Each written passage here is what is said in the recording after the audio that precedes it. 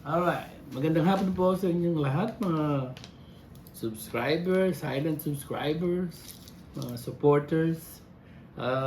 Today po, gagawa tayo ng merienda. Kakaiba po. Ito po ay tinatawag na appetizer nung nasa Amerika pa ako. Ngayon nandito na ako. Pwede rin itong merienda. At saka ito'y kakaiba. Ito'y French bread na ikakat ko, and then ito toast ko. Lalagyan natin siya ng avocado, kamatis, cilantro, isang sibuyas at saka bawang, olive oil, asin, at saka paminta, and lemon or calamansi. Ito po, while naghihiwa tayo, mag-start na ako maghiwa, uunahin ko muna yung bread, ito toast ko para ito ay crunchy pag ano natin, pag ano natin sa toaster para siya malutong mamaya pagkain. Ito, maghihiwa na tayo. Ito yung sangkap. Lalagyan din natin siya ng mozzarella cheese, Philadelphia original cream cheese. Ayan ang mga sangkap ko. Ayan, avocado, kalamansi, cilantro, kamatis, bawang sibuyas, paminta, asin, olive oil. Ito ang olive oil ko. Ginagamit, Bertolli extra virgin oil. Saka yung aking French bread. Hiniwa ko na kasi mahaba. Okay? Start na tayo maghiwa para tayo makapag gawa na ng crunchy snack. Saka guacamole.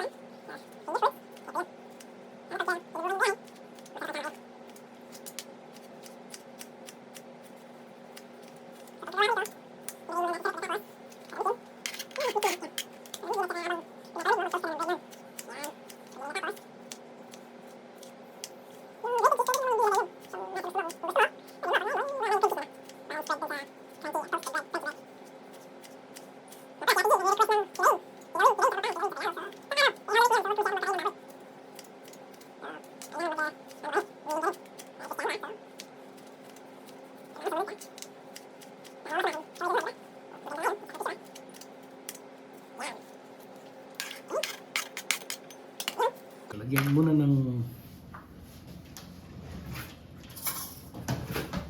konting asin yung kamatis ko. Bago ko lagay yung konti lang para hindi masyado maalat. Ayan. Ayan lang. Konting asin lang. Konting paminta. Masyado marami.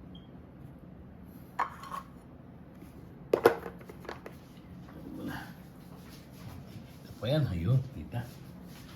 Tapos, maghiwa ng cilantro. Ito'y nahugasan ko na. So,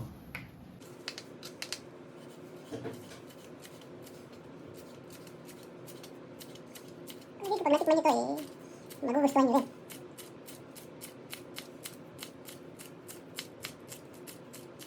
So, pagkakain mo, kung nakakain sa lalim mo, gaganahan ka sa pagkain. Ayan.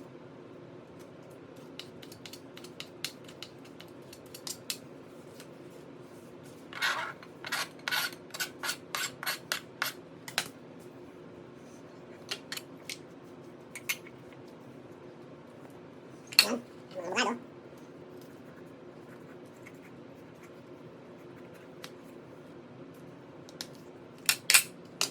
Putahin mo lang yung kutsara.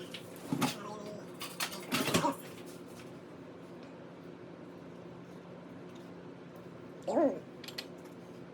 Isa ba to? Isa ba to? Yun.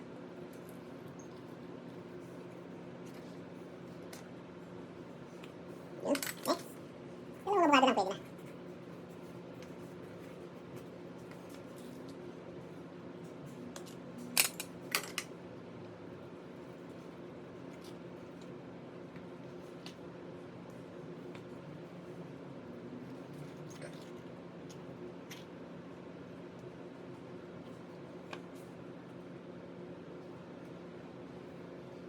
Ang galing mo lang kung meron siyang itim. Kaya na, uli ka naman. Okay. So, hiwa. Ang paghiwa ganito. Kung masyado maliit, kung masyado malaki, yung tama lang. Tapos pa ganun. Ayan.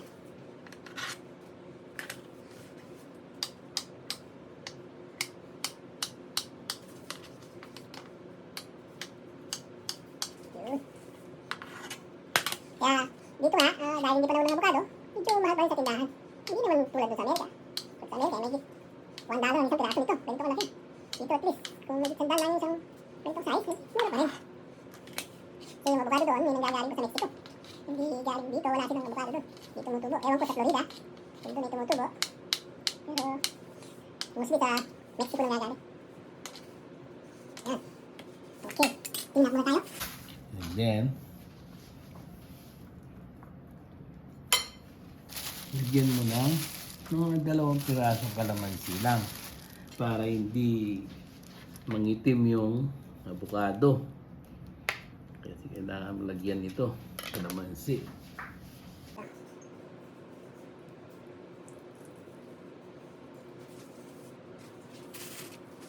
Ayan na.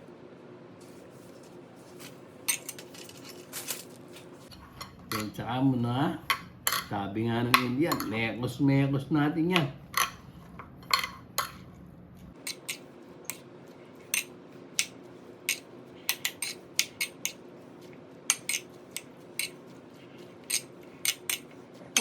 Now, lagyan natin ng olive oil. Kunti lang. Kung masyadong marami. Ito naman maganda sa katawan dahil hindi ito natutulog, olive oil. Hindi katulad pag lumamig yung regular oil. Tulog na sa katawan mo pag inuman ng malamig na tubig. Pero itong olive oil, ay i-rep mo pa yan, i-freezer mo yan, hindi yan tumitigas. Kaya maganda sa katawan ng olive oil, healthy talaga.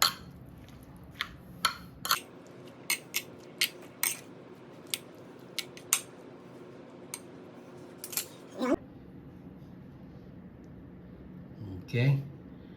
Alright. No. Habang maghihiwa tayo ng tatakpan muna natin to. At ilagay natin sa rep para lumamig. Sarap to pag medyo malamig-lamig. Bago tayo maghiwa ng bread para i-toast natin. Ito ang French bread. Hiwain natin. Ganito kakapal lang. Tama-tama lang.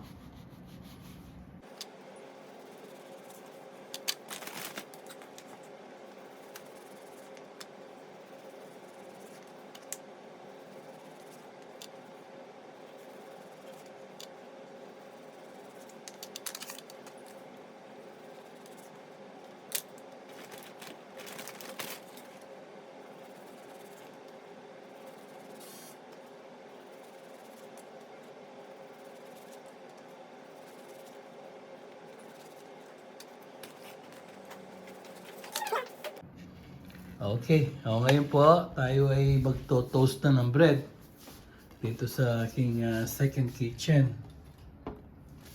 Okay, yung bread. Ito yung second kitchen ko. Dito ako nagluluto palagi. Kasi yung toaster ko nandito. So, dito ito toast ang aking bread. Nalagay ko yan isa-isa. Ito na yung toaster ko. Tinotoast ko na sila. Maghintay tayo mga 10 to 15 minutes. Mga crunchy na yan. So, balik tayo dyan mamaya. Okay. Ngayon po ito, na-toast na.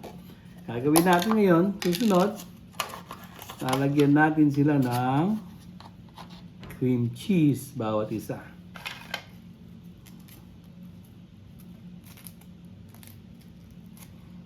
Po, ganun na ang paglalagay.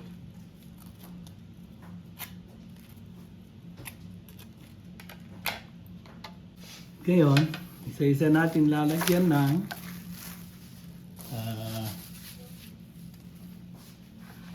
guacamole. Ito na ang paglalagay niyan.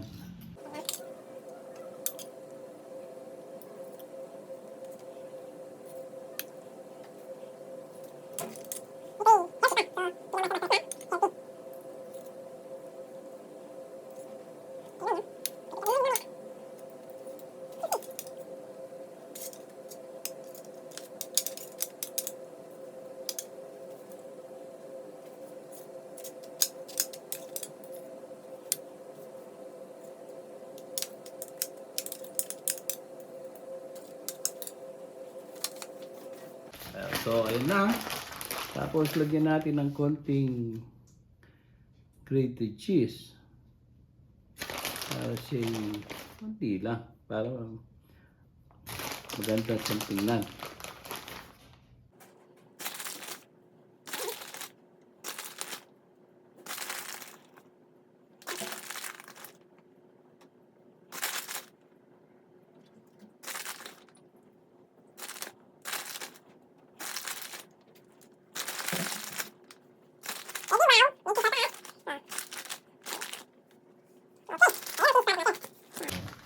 Pwede ko siyang i-close up para makita nyo. Ayan ang finished product. Healthy pa, di ba? So, ito ay yung magugustuhan siguro. Crunchy, healthy, and it's good to snack. Alright? So, ito, subukan na natin para malaman natin kung ito ay yummy. Ito. Try ko na. Tingnan ko nga. Ito na.